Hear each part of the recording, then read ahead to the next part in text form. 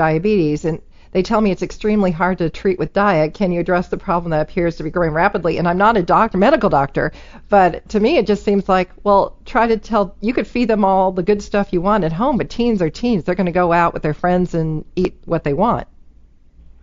Well, that just shows you how profoundly misinformed and uneducated people are. Because, I speak to elementary schools and high schools, and, when you give kids information, and you show them that people, you could show them, let's say, for example, black lungs and people having lung cancer and heart attacks and smoking cigarettes. But when you show them that eating fast food and soda and eating, donuts and crackers and cookies and breakfast bars, when you show them that these foods are the leading cause of cancer in America, how they cause diabetes, which cause limb amputations and kidney failure and blindness and strokes in hospitals, people have what they look like after a stroke. When you show them the growing occurrence of strokes in teenagers and young adults, putting them in paralyzed states in nursing homes, when you discuss the actual statistics and show them the damage that our present dietary practices really cause. By the way, causes acne, takes away they don't look nice anymore. Kids want to look good, they want to feel good. They don't want to get sick and have horrible things happen to them that maybe happen to their parents. Mm-hmm. They don't want to have people be on medications the rest of their life. When they're given the right information, and you also show them how delicious healthy food can taste, they jump on board. It's usually the parents that are have more serious addictions that are more opposing it. The children are usually the ones fighting the parents to eat. They're the ones who telling the parents they got to get off the cigarettes, telling the parents they have to get off the junk food, telling the parents they have to. So I think that's parents have a difficulty because they don't walk the walk, they don't have the information, and we're a little bit, we're so conventional that it's still a little bit too socially new to really discuss how deadly the American diet really is. And when people know this, you'd be amazed at the amount of people, and an army of people are making changes right now. I'm seeing this grow tremendously as people choose to have a better, happier, more pleasurable, and longer life through good nutrition. Well, it's really alarming the number of people who are unaware that they are diabetic or are in a pre-diabetic state, and that might lead to diabetes. And I know I have clients that have family members that are in such denial of their pre-diabetic state, and they're given medication and they're not taking their medication, they're not eating right. And I know one of the first chapters of your book is Don't Medicate, Eradicate, and you really break down things on normal glucose and restricted glucose uptake and body fat and everything else you describe in there, which is really what I like about your book. It's really step by step and explaining it, what it is. Thank you. Well, yeah, because it's amazing. That's what I'm saying, is that information is motivational, and people, they're thinking they're going to diet, eat less, exercise more, and that way of thinking got us into the problem we're in. It's like people think they failed and they can't do it, and they throw in a towel, they check out, they give up, and they don't realize that the information failed them. And it's not about eating less food; it's that their bodies are nutritionally deficient, and that the right quality of food restricts fat storage in the body. So I really have to educate them, giving them all the information and the tools they need to be successful this time. Show them that this can taste delicious. Show them you're not about counting calories and going around starving and eating thimble-sized portions of food. How to get rid of their cravings and food addictions and binges.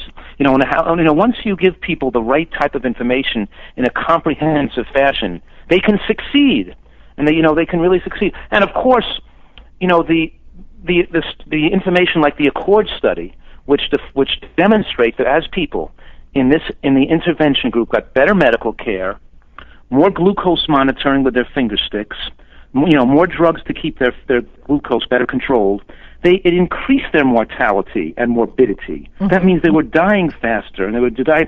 That the more medical care and more drugs isn't the answer, because the drugs most often cause weight gain, or most of the drugs cause weight gain. They cause the failing beta cells in the pancreas to work harder, and it makes your diabetes advance to a more advanced form more rapidly the more you're over-controlling your glucose. What I'm saying, so the government had to step in and stop the Accord trial because there are 28% increased deaths in the people getting better and more medical care. The point I'm making is that this is not about getting more care and taking more drugs. This is about taking charge of your own health. And there's no other way to do it than changing the way you eat, because the American diet is just a deadly way to eat. We have to change the way we eat. We have to have a whole new concept of what constitutes a healthy diet. So people are in control and they don't need medications. They get their glucose. If they are diabetic, the doctor can be utilized to reduce their medications gradually over a few months until they're on no medications and they're free. And that's how we know that they're well. When I tell a person, you don't have to have a risk of heart attack and stroke. You don't have to be demented. But you achieve that the only way you can achieve that by achieving a normal blood pressure without blood pressure medications, a normal cholesterol without cholesterol-lowering drugs, a normal blood glucose parameters without drugs. The whole key is to earn it so you don't need the drugs. That's the way you're truly protected. I never knew high blood pressure was associated with diabetes. Well, the triad here, it's associated because the American lifestyle, which causes you to gain weight, causes you to raise your glucose, raise your cholesterol, raise your triglycerides, and raise your blood pressure simultaneously, because those are the signs of heart disease risk. Mm-hmm. So as you gain more weight and as your blood vessels become more stiffened, your blood pressure rises, and as you get more fat on your body, your blood pressure rises. So yes, all those things are intertwined. So my book, The End of Diabetes, is the most aggressive, and it's the ideal way a person can modify those risks naturally in their own kitchen, lower their blood pressure, lower their cholesterol, lower their glucose levels, and get well again without the need for medications. That's, of course, the point. And you definitely talk about your own kitchen. You've got some beautiful recipes towards the end of your book, by the way. There's so many that look so good. I was looking it over this weekend going, I want to make that. I want to make this. So it sounds like you're a bit of a cook as well. Well, I've been doing this for 25 years, but yes, I've developed a way to make healthy foods. People don't know how to cook. They just throw a piece of chicken in the broiler and take some potato and put some butter on it or something. They don't really. So when we're talking here about making green dishes with greens and beans and onions and mushrooms and berries and seeds and all kinds of really healthy foods, you got to show people how to make ice creams and desserts and soups and stews and burgers and everything else that taste at least as good as what they're eating right now, so they don't feel they're deprived at all. And I find that to be extremely fun and exciting. I can have a party over my house. I can invite or I can go to a party and bring a dish, or I can have I can show them that, wow, this is like going to a 5-star restaurant. This is gourmet stuff, and it's healthy for you too. I'll give you this mango ice cream made with frozen mango and coconut and lemon, and I can give you some of the. I can even give you a chocolate cake made with zucchini and beets and a little bit of whole wheat flour with beans in there with with a little cocoa powder, and in other words, we'll make you all kinds of stuff that you would never think of putting into a dish, but when you taste it, it says, wow, this is like fantastic. Oh yeah, it's a lot better than telling somebody just eat more broccoli, eat more cauliflower, eat more. You make it tasty and inviting and wanting to be part of this. Now, what are the top 5 what you call superfoods that could prevent you from developing diabetes in the first place? Well, the best food, we're talking here about, the healthiest foods in the world, but that's the whole point, is that the same foods that protect you against heart disease and dementia and against diabetes also protect you against cancer. It's not like one food for diabetes, another food for cancer. It's the healthiest foods are the healthiest foods, and they keep you slim. They have angiogenesis inhibitors, which mean that they don't allow fat to be stored in the body. That's why it's not calories in, just about lowering calories, because when you eat G-bombs, G-B-O-M-B-S, which stands for greens, beans, onions, mushrooms, berries, and seeds like chia seeds, flax seeds, hemp seeds, sesame seeds, sunflower seeds, pumpkin seeds. When you eat beans and seeds, beans and onions, beans and mushrooms, greens and beans, when you eat these foods, they prevent fat storage on the body. Like when the angiogenesis inhibitors in the foods don't allow new blood vessels to expand and grow and fuel the fat to allow it to grow. Mm-hmm. It says, no way, Jose, you're not putting fat on my body. Well, you do the opposite. When you eat things like, donuts, and especially when you, mix things that promote insulin with oil, with sugar and oil together, it raises the glucose, and the oil facilitates angiogenesis promoting. It actually is absorbed so rapidly into the body that your body can't store it can't burn it for energy. It has to store it as fat. And with the insulin and insulin growth factor 1, all these things promote angiogenesis, promote fats and fat storage. So in other words, I'm saying some calories promote fat storage, and some type of calories interfere with fat storage. So on the left, we have Mary there, who's been eating 1,800 calories a day and weighs 180 pounds. And on the right, we have Sally, who's eating 2,000 calories a day, more calories, and only weighs 120 pounds. Did you follow what I just said? What I'm saying? Right. I'm saying more calories, less body weight because of the food she's choosing to put in her body. Okay. So you don't have to starve yourself to eat right. Right. You have to eat the right foods to eat right. Okay. So more of the right foods. That's right. More of the right foods, and nice-sized portions of the right foods, which because of the volume of the food and the fiber, makes you feel full. right. Now, I know some of the problems with diabetes, like you had mentioned earlier, maybe going blind, and then you could have problems with your feet. I know a lot of podiatrists that see a lot of diabetic patients. Some people even lose their feet. But there's another thing that affects marriages, too, and that's like erectile dysfunction that could happen with it as well. So, how does that all work together? Could you explain the issue of the nervous system disease, and the majority of diabetics, develop nervous system impairments? And could you discuss that a little bit? Well, yeah, sure. It's the high level of circulating glucose in the bloodstream is a neurotoxin and ages the nerves. And the most nerves that are most vulnerable are the longest nerves, which go to the feet and legs. So that's where you feel nerve problems first, is in your feet, because the nerves are farthest away from the spine, more likely to be damaged.